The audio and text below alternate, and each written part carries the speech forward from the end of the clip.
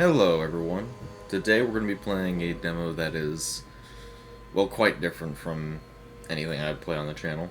Not a Souls-like at all, really. But I think it's good, and I want to draw attention to it. See if it can get more traction, make sure it becomes a full game. We are playing BladeSong.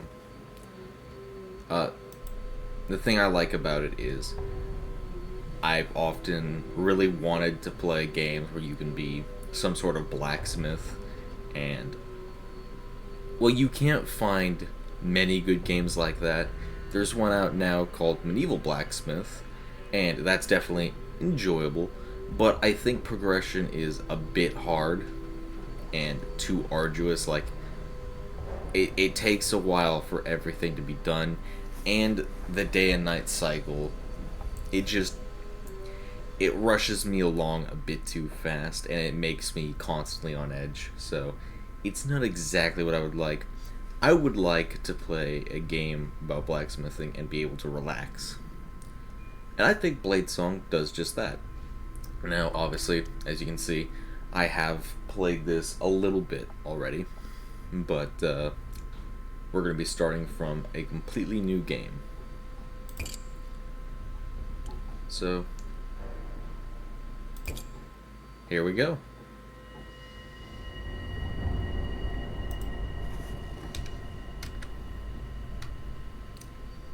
You know, let me read everything out loud. Something takes shape in the emptiness. Contours of flesh tracing along familiar lines. A withered old woman's face floating before your own.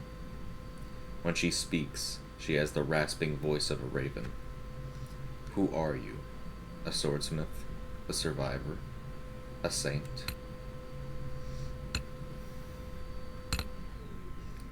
Now this is essentially the pronoun options. Addressed as male, addressed as female, and this is gender neutral. We're gonna go with male. Dying? Wrong. It is not yet your time. The sundering claimed untold lives, yet you endured when so many around you perished. What did you do to survive?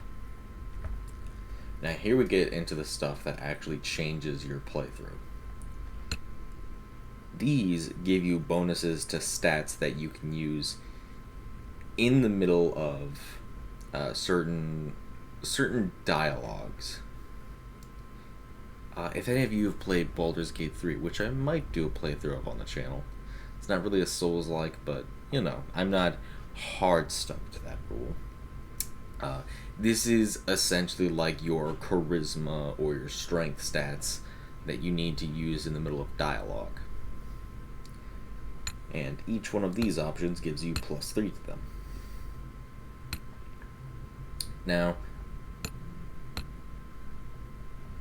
I haven't seen everything about them, but I know for a fact that one of the first ones you find will be knowledge and toughness.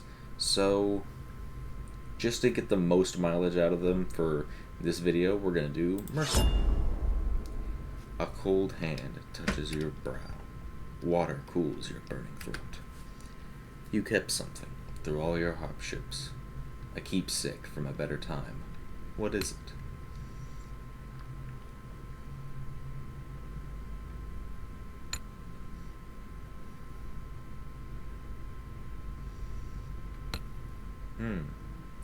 Now, when I played recently, I went with an artisan's cool toolkit because I just like having creative freedom when I create weapons.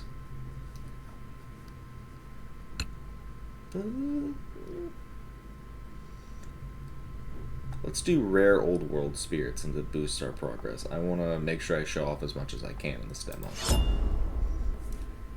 The fire is burning itself out, leaving you a damp shadow of your old self. You claw blindly in the darkness until... Sorry, I just woke up. You claw blindly in the darkness until more water is tipped down your throat. What do you believe in, now that the voices have abandoned this world? Now here's the real one that I don't know what does.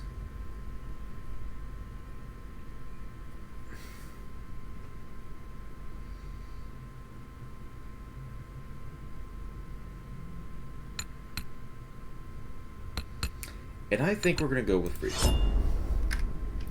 Defiant to the end. You can shake your fist all you like, mortal, but you can't stop what's coming. I'll leave you with one final question, and I don't expect an answer. What will fill the silence the voices left behind? As the old woman's face retreats into inky blackness, sparks flicker into life behind her, one by one, a field of stars burning with a sickly pale light. Like seeds taking root, they twist and expand, their tendrils branching and burrowing through the darkness until they've strangled it with light. Oh, it didn't load you. Okay.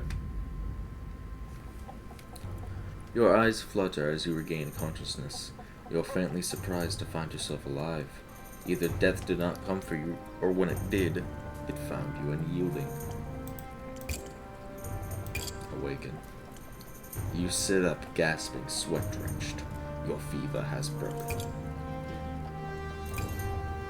You're in a tent. There's no sign of your caretaker apart from a half-empty water pail and a damp cloth on your brow.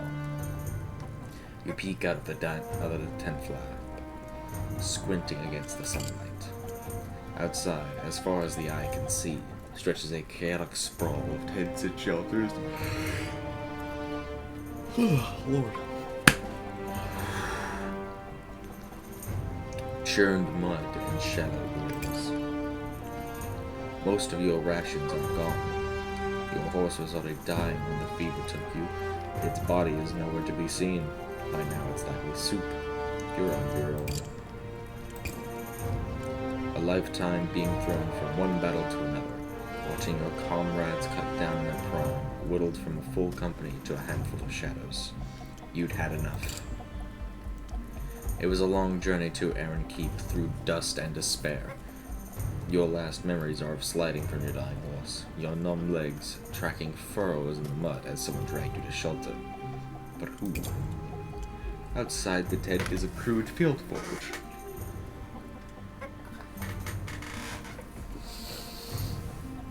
Complete with an anvil. Did you crawl here in a daze, or did your mysterious caretaker bring you here? Either way, the anvil gives you a feeling of home. Assess the field forge's condition. It seems to have been abandoned for some time, lacking anyone with the skill to work it. It won't require much effort to get it running again, should you need to make a living out here. Hopefully it won't come to that. First, you should head to the gates and try to secure entry to Aaron Keep. That's why you came here, after all.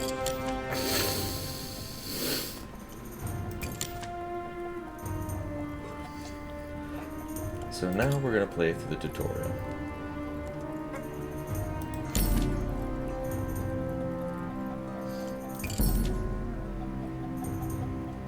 Your first customer is a gaunt man in a tattered cloth. He approaches you, noticing the anvil outside your tent. You a blacksmith? Can you make me a sword? I've got the coin for it.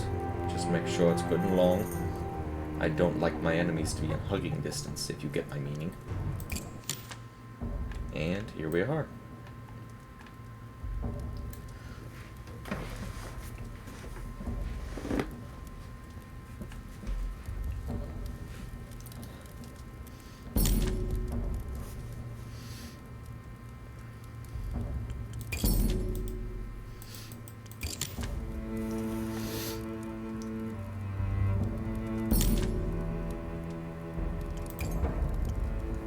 Now what I really like is that you can so easily change one aspect and then you're able to come back to it whenever you change a different aspect that affects these stats.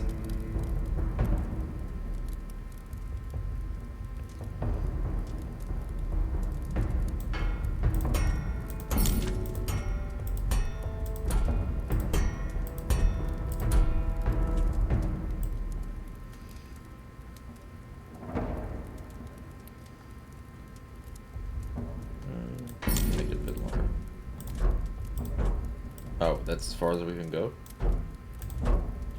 I guess so. Change thickness.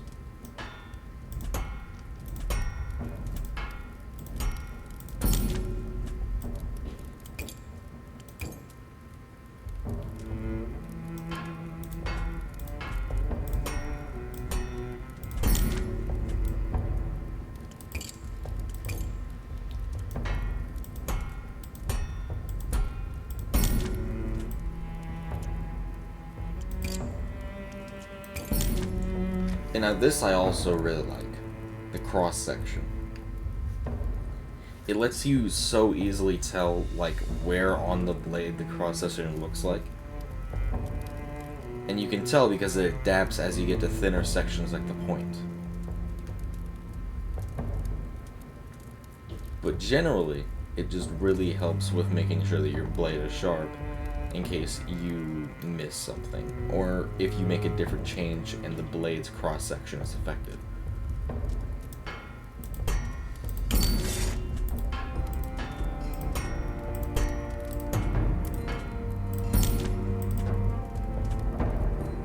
And like that, the blade is now sharp as fucking hell. Now we can go to hilt mode.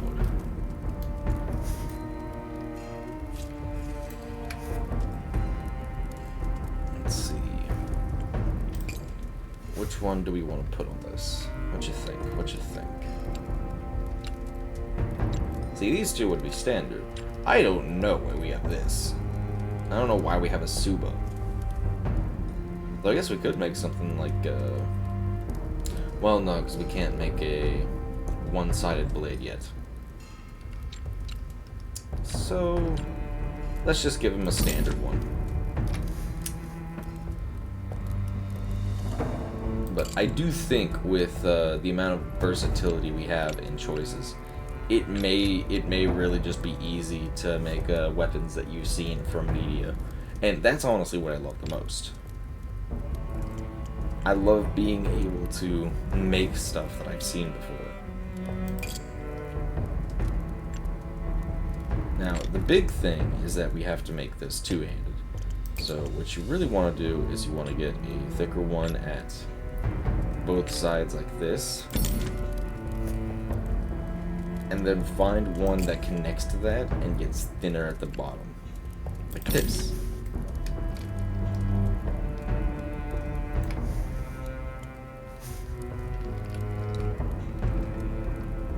Now we have the pommel.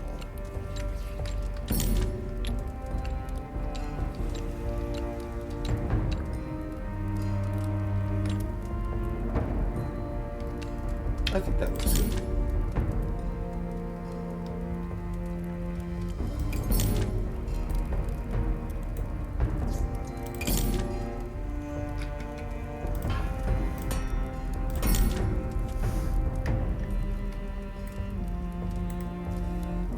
It's a bit thin for a two-handed blade, but you know, he'll like it.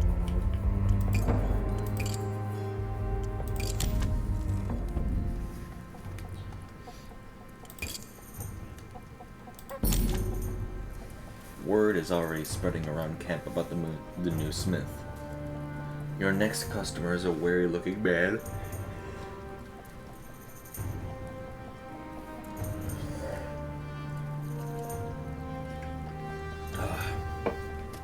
Sorry. Still, for whatever reason, so tired.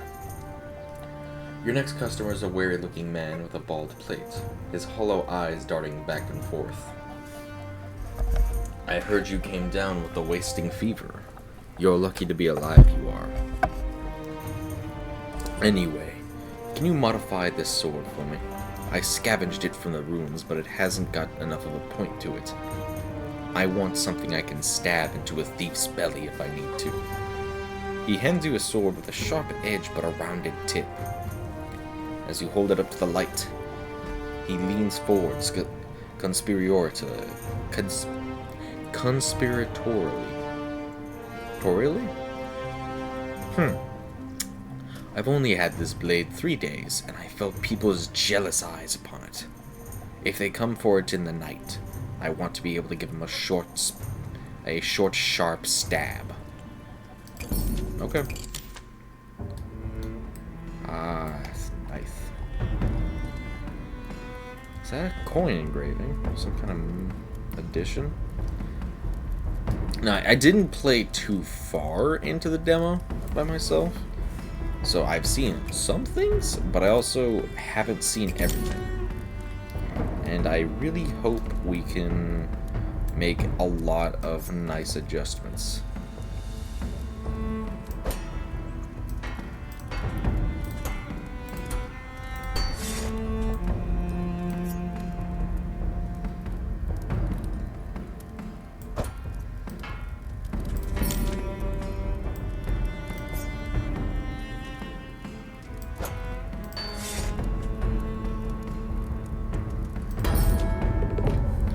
The man takes the sword and tests the point, smiling at the bead of blood that wells on his fingertip. Then he stows it away, glancing around the camp as he does. Folks out here will take everything from you if you ain't vigilant. Keep a keen eye out, Smith. He scurries away, his back hunched as though against a non-existent downpour. Fucking edgy bastard. Now, the good thing about this stuff is that we can salvage it to get back an action point. Never mind, it takes an action point. I don't know what I was thinking.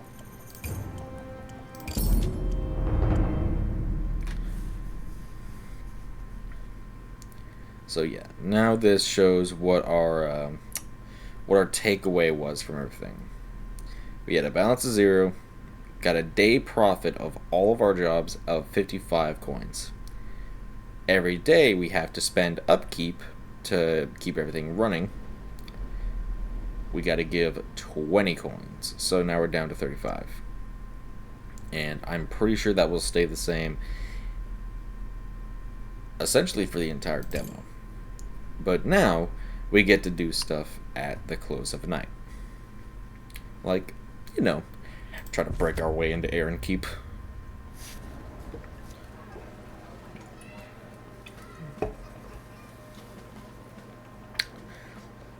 Passage into Aaron Keep is barred by a colossal gate, taller than a ship's mast.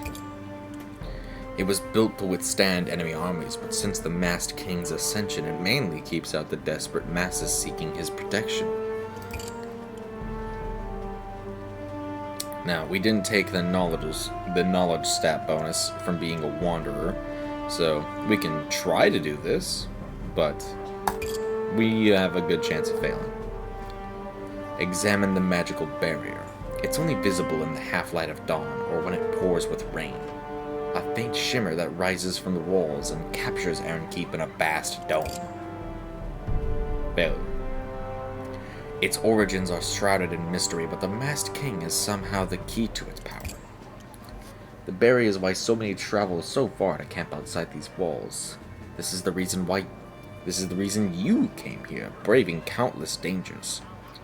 This barrier keeps the dangers of the wastelands at bay. Approach the gate. As you approach, the portcullis rises to emit a caravan, and chaos breaks out. The crowd swells like a rising tide. Refugees push forward, begging for entry, and the guards batter them back with their shields. The merchant wagons barrel through, their drivers using horsewhips to lash stragglers out of the way.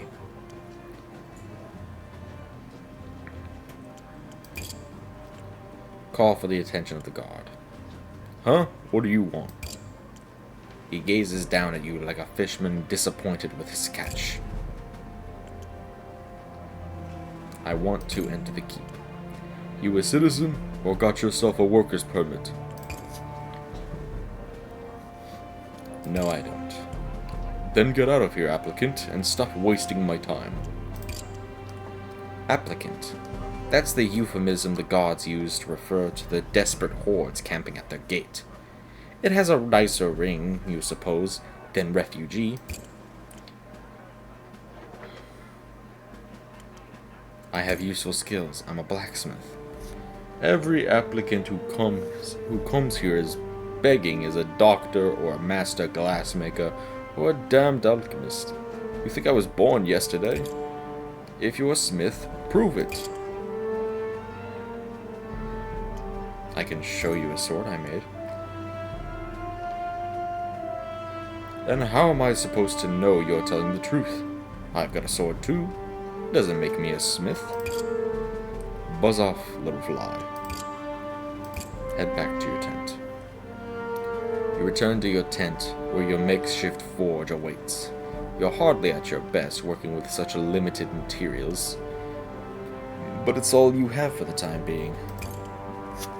It won't be long before your cachet of steel runs out. Since it seems you're going to be here longer than expected, you should make it a priority to find a merchant in this forsaken place. A new day has dawned. Reminds me of Legend of Zelda Majora's Mask. Nicely done. You finished the tutorial. So, we get a lot more action points to spend, but not any more hand-holding. And here's the real deal. Now,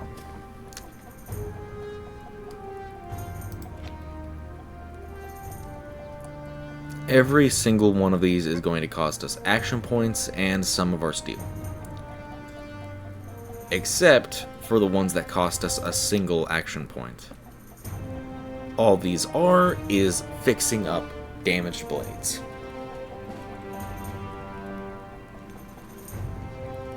However,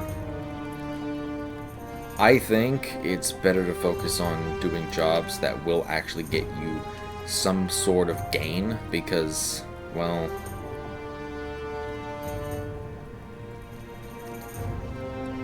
it's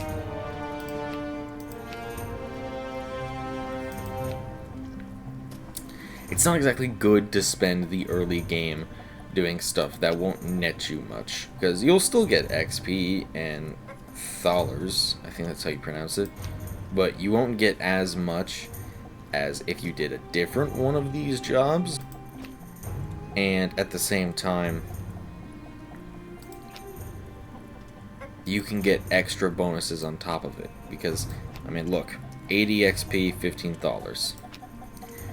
360 XP, $55, some leather, wood, and broken cartwheels, which we could possibly salvage.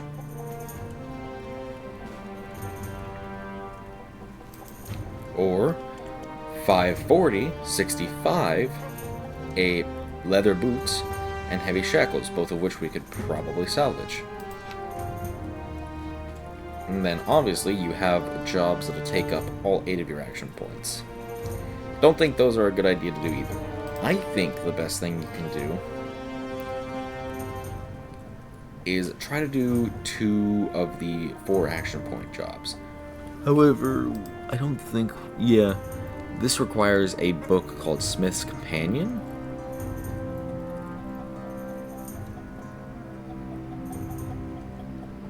So I don't even know what we can do with that. I didn't run into this when I played it myself. So let's see. And now obviously because we did that, we won't have enough to do those 2 or that job.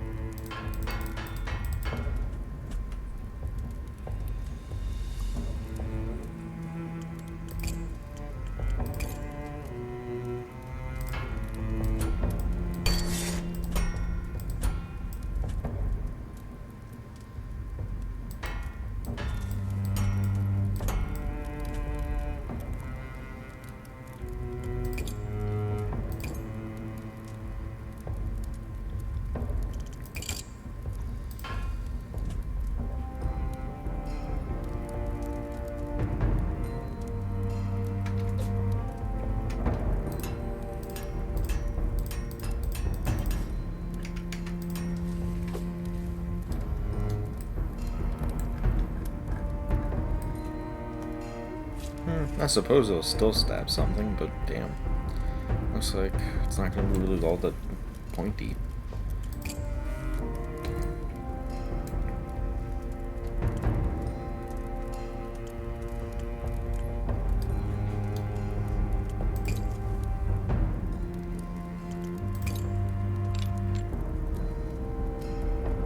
Ah, okay.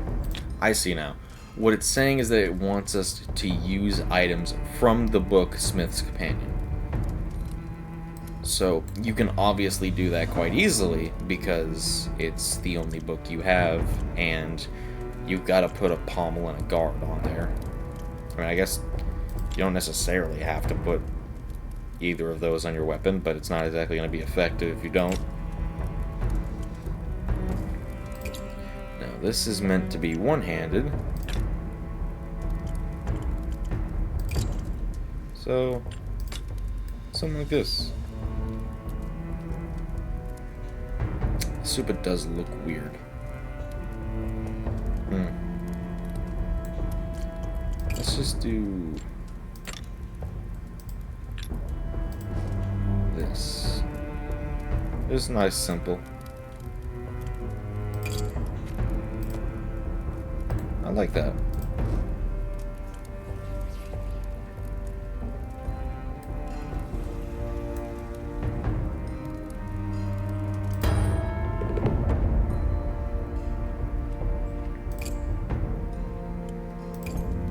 There we go.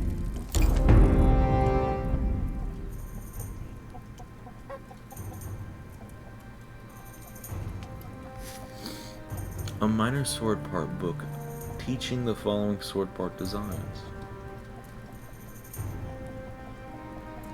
Huh. Nice.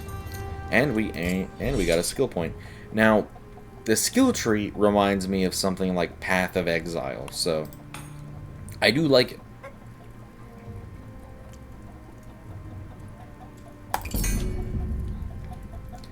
And with each one of these, we either get stab bonuses or bonuses to our amount of action points, or we get to make our job creating weapons a bit easier or a bit more fun, like asymmetrical blades. So, you know, we could eventually make something like a katana for all the weebs out there. So now we're going to do this one.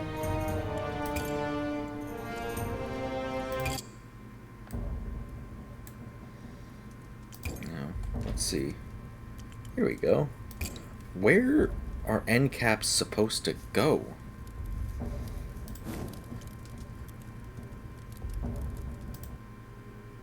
Let me see.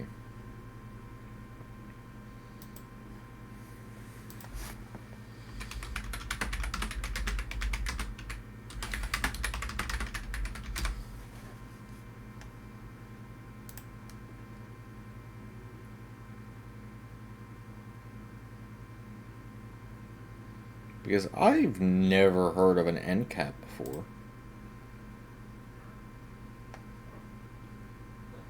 But I'd have to assume it's something to do with the pommel, maybe?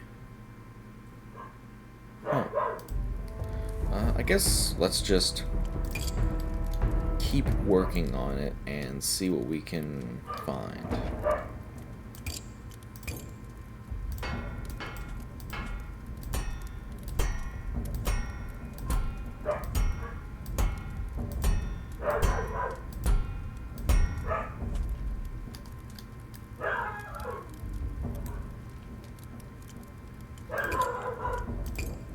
Sorry if you can hear my dogs in the background. Sounds like there's a car driving by, so they're going crazy.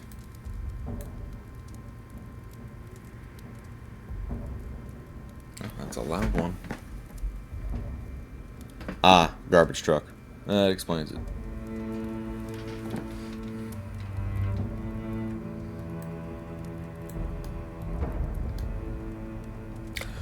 I'm gonna be right back.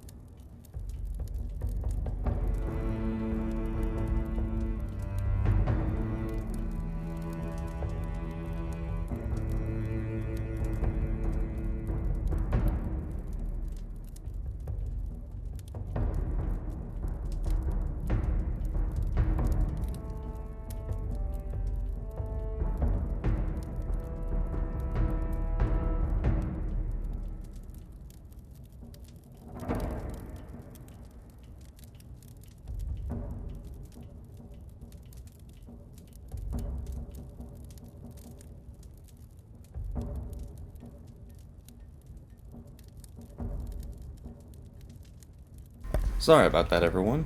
Had to go make sure the trash truck did in fact take the trash out of our trash can. Turns out they did not.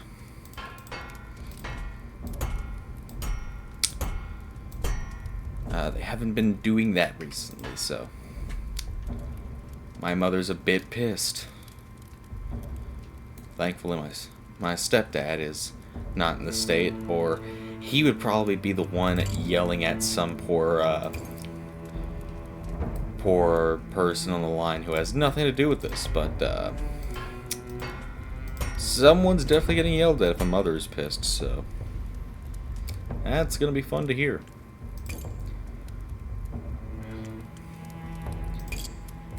Hopefully we'll be done with this video before she starts doing that, so that way y'all aren't forced to hear it, but we are only halfway through. I want to try and make sure each video ends at around about an hour or so, just for, you know, saving me time.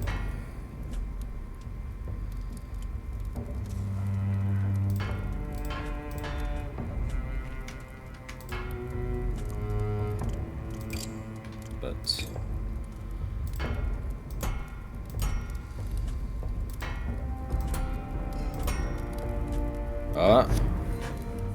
I think they just made a second round. They didn't stop.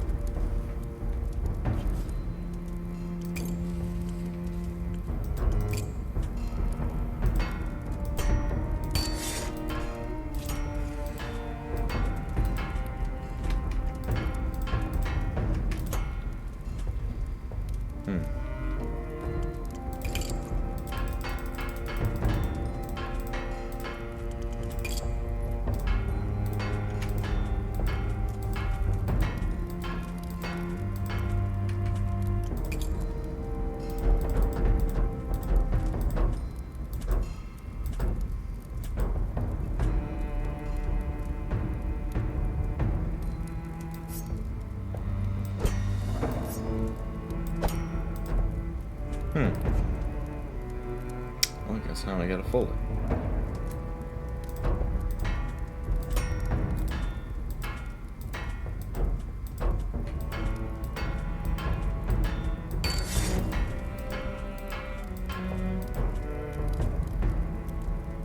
There we go. I guess it doesn't have to be like that.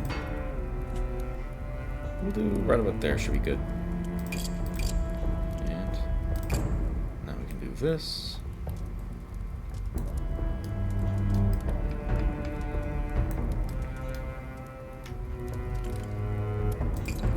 Let's give this one the Suba. It looks weird, but eh. Where do you go?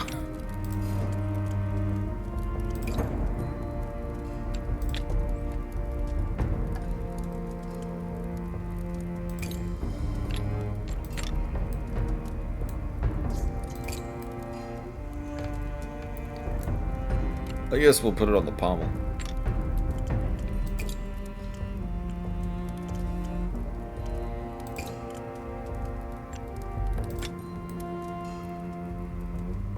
No, it doesn't look that bad.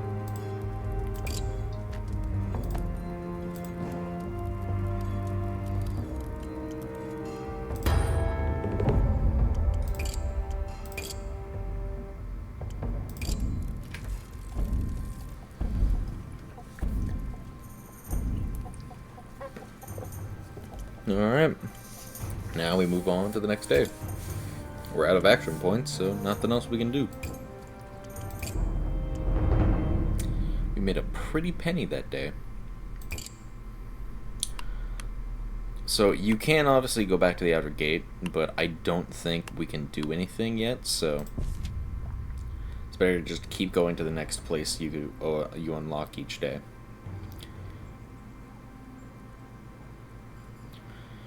Outside the walls of Aaron Keep, desperate souls gather in makeshift tents, pleading for entry. Introduce yourself to the neighbors. The tents near you are mostly occupied by unfriendly, suspicious folk. They spit on the ground when you approach and ward you off with threatening gestures. There's one exception, however, a young woman who actually smiles as you approach, though her eyes are haunted and hollow-set. Glad to see you're feeling better. You were on death's door for a while then. You looked after me? Not exactly. I dragged you to safety after you fell off your horse. Thank you for that. No problem. The old woman did most of the work nursing you back to health. I checked in now and then, but she told me you were still recovering. Where is she, anyway? I haven't seen her in days. She was gone by the time I woke up, and I have no idea who she was. Huh, strange. I assumed she was a relative of yours. Must have been just a kind-hearted old soul. Count your blessings. There's not many of those around in this camp. Aye, it's nice to see a friendly face around here. And good to meet you too.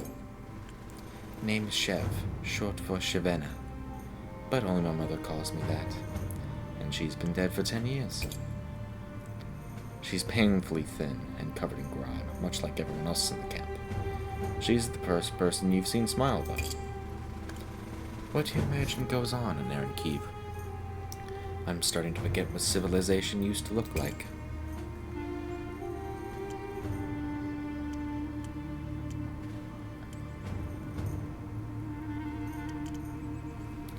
As long as it's better than here, I don't care what it's like. I hear that. She laughs into long silence. Somewhere in the distance, a scream rings out. You both try to ignore it.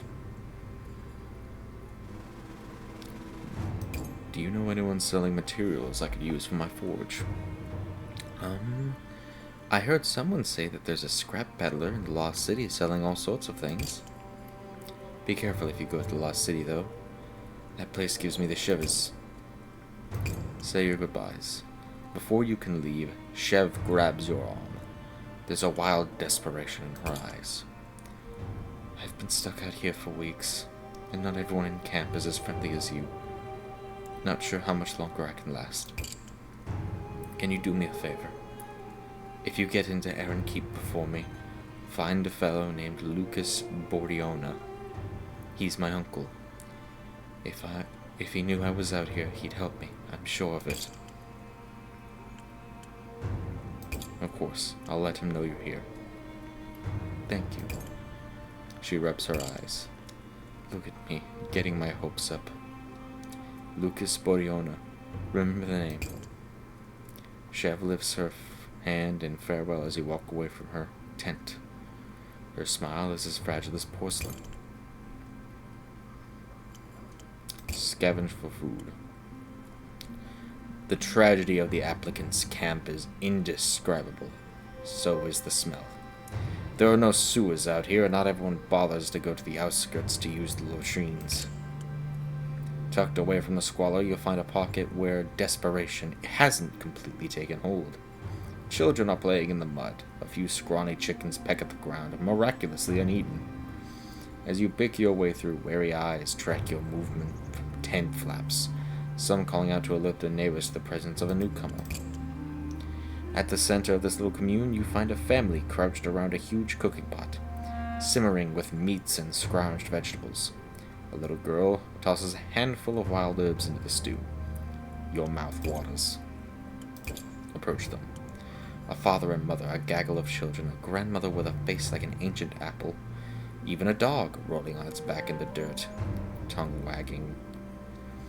Though they're rough-looking, sorts, filthy and gaunt, but you're not exactly presentable yourself these days. As you get closer, the man twitches aside his cloak to reveal a heavy wooden club. His wife's hand darts to a dagger in her belt. The dog snarls, hackles raised. They all look at you carefully, awaiting your next move. Now, the weird thing is, we chose mercenary, and yet toughness says 35%. So I don't know if that's perhaps saying chance of failure or success, because when I played and I chose the slave option, I had a higher chance on this little thing. So, but obviously we're not going to do that. Introduce yourself. Oh there, stranger. Name's Bennett Maunder. This here's my wife, Trianne, and her ma, Gita. I can take you through the names of the nippers too if you like, but I get 'em mixed up myself. The young woman smiles wanly, withdrawing her hand from the dagger's hilt. The old woman just nods, her expression lost in a mass of wrinkles. The children cluster behind their father, peeping at you and giggling. And this mutt's name is Clodo. He's a good boy. Keeps the vultures away. With the word vultures, Bennett's expression darkens. Clodo sneezes disdainfully.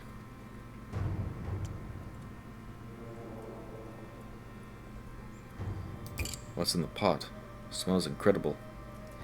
It only smells good because, from the looks of you, you haven't eaten a proper meal in weeks.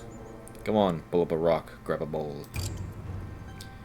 It's a hugely generous gesture. Meat out here is as precious as gold, and this man has children to feed.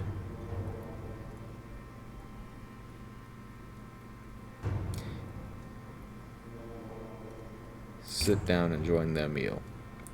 It's hot and thick and rich with meat. It's the best thing you've ever tasted. For the first time in weeks, the hunger in your belly ceases its howling.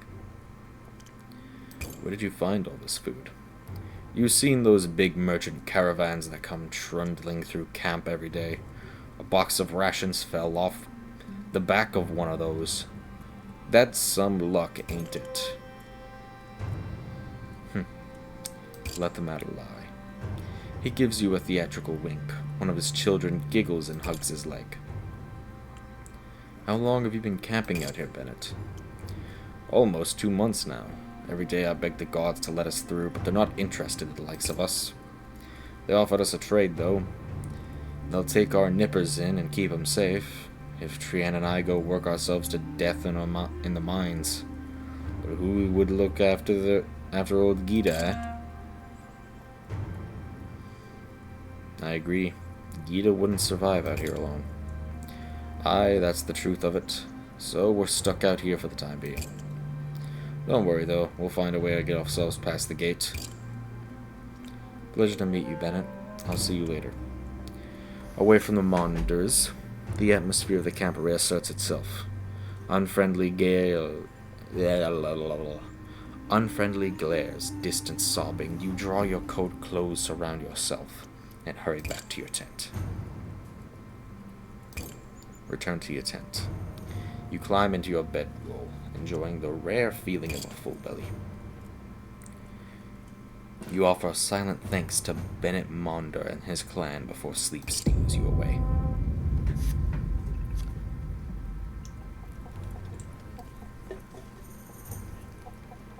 A few hours past midnight, you're woken by a soft, silken hiss. A blade slices through the fabric of your tent.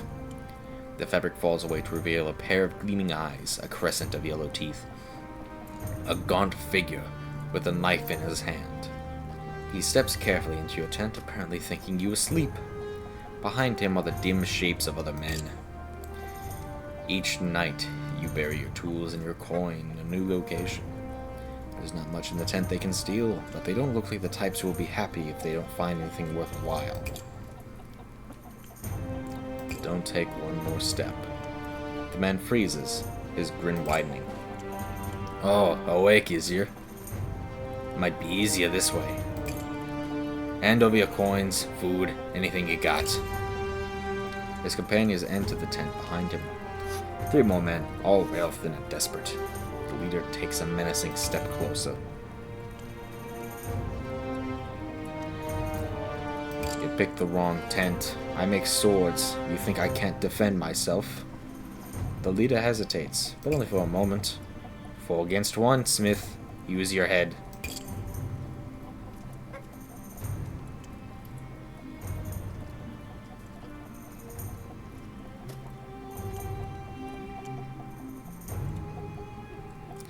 stop waving that toothpick in my face. You think you scare me, you scrawny runt?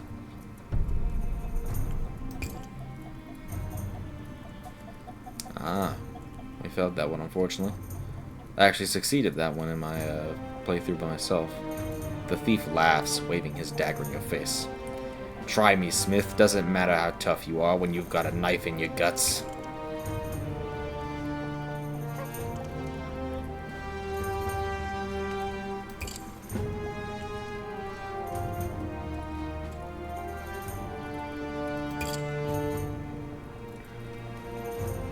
The thief strikes you across the face with the back of his hand, hard enough to rattle your skull. Liar! I ain't stupid. You've buried it, haven't you?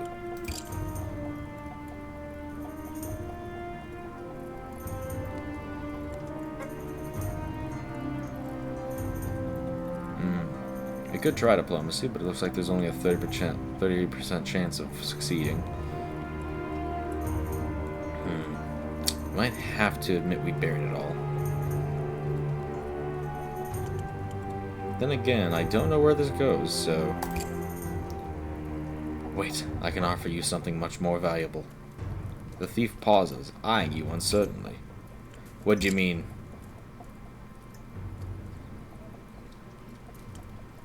Just give me a few days, and I can equip you with a much more fearsome blade than that rusty butter knife. The man strokes his chin, his eyes gleaming with imagined power. Here's a counter-offer. We steal your stuff anyway, and then you make us a sword. Or we kill you.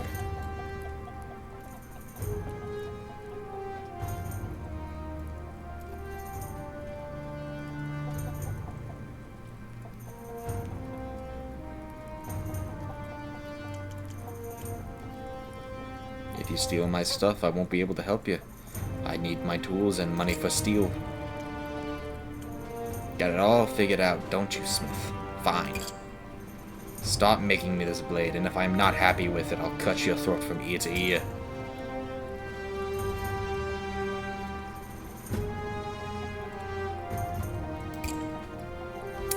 Okay, well, that's interesting. So now we can either give him a weapon, which he might honestly just kill us with, or we can find a way to defend ourselves.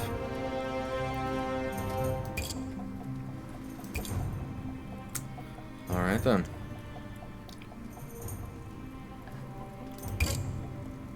Doesn't look like it's tracked anywhere that this has happened, so I suppose we'll just have to keep up with it on our own lot. I think what we'll do is we'll do 2 of the 3 action point jobs and then salvage stuff. Unless, of course, there's any books. Books are pretty damn valuable. But it does look like it. So yeah, we'll just do 3 of the... What the fucking hell?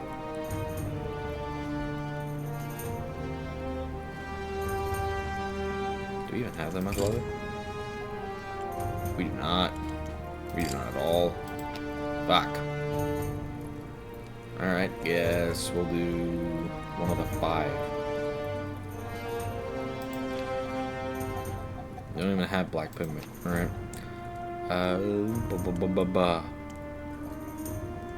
Yeah, I guess we're gonna do this one then.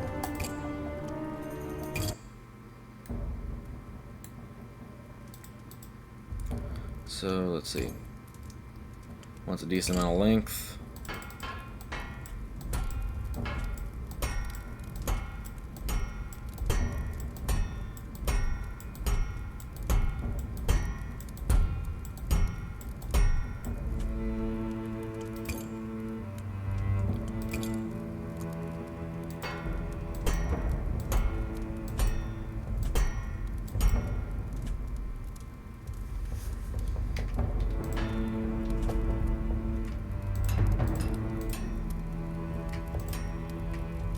There we go.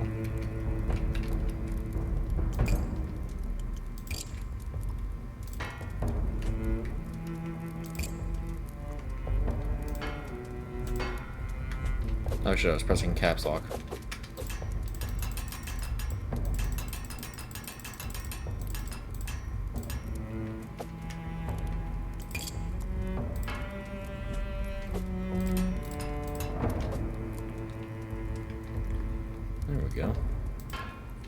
Shit.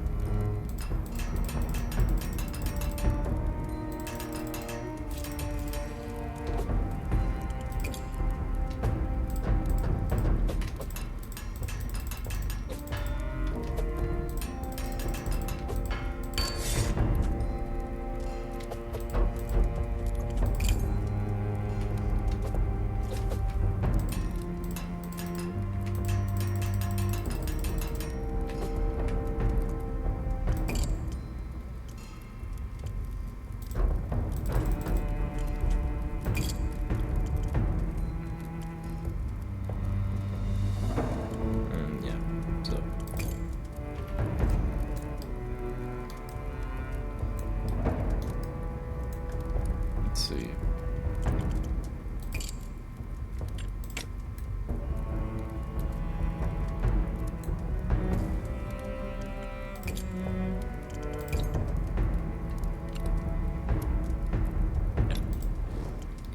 Definitely want some leverage with this one, so.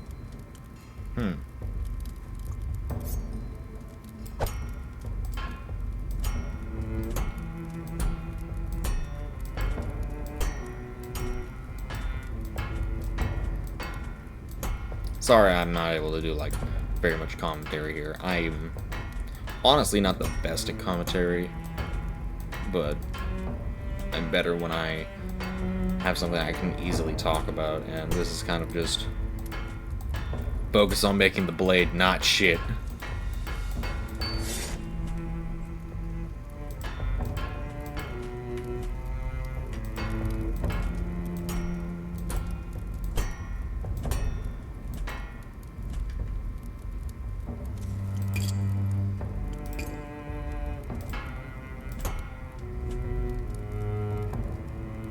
Do that. Taper width.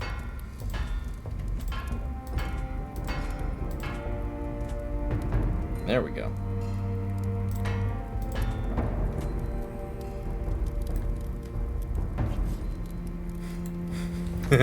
We call this one the traffic code.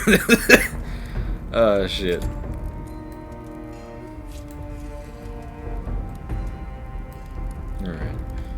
End cap should we use? Let's give him the crown. Give him the crown. Twisted crown. Yeah, that looks nice.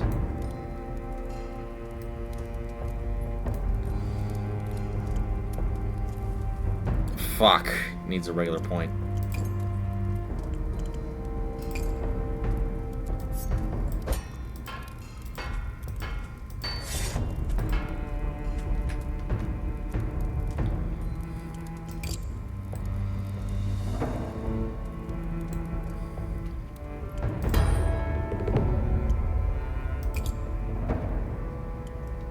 Fucking asshole. It'd suit my purposes. Damn, can't even say thank you or good job, fucking asshole. Alright, so let's see. What do we want to get? Because some of these are somewhat easy to understand from the name.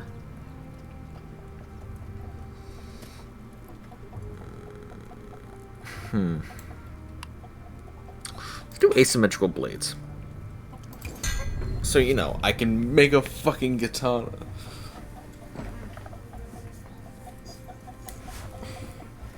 Oh, damn. It actually looks like we're reaching the hour mark. So, we're gonna do some salvaging, and I think that's where we're gonna end this.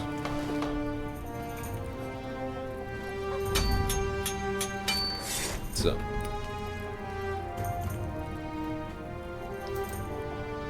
I think that'll be good. I mean, I guess that kind of just proves how long this demo is. It's pretty goddamn good.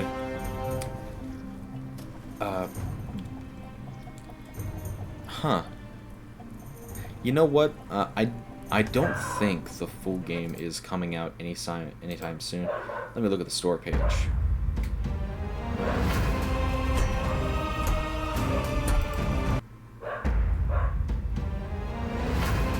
I mean, it says the planned release date is 2025, but we're reaching like around the middle of November, and obviously next month is December, the last month of 2025. So I don't know.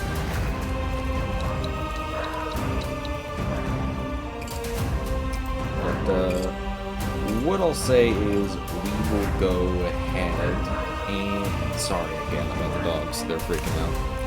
What we'll go ahead and do is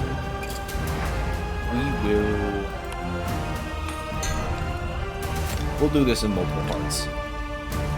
I didn't plan on it. I thought I'd be able to finish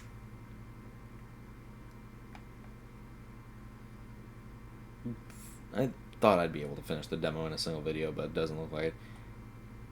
And apologies if Steam audio. Kind of forgot that Streamlabs picks it up, but you know, check out the Steam page for BladeSong. Not a bad game at all. Obviously, it's a little bit bare bones for creativity when you first start out, but there is a creative mode, so you can try that out.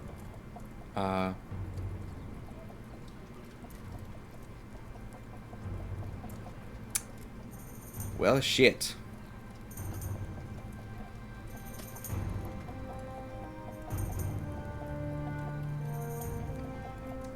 Fucker, how are we supposed to get you pigment black? Okay, well, that's gonna be fun to deal with. Yeah. So that's gonna end off this video. I hope you all enjoyed watching me play BladeSong, and I hope you all have a good day or night. I will leave the link to BladeSong in the description, obviously, as well as my friend Song Monkey's channel. So make sure to go ahead and give him a look, and I will see you all next time.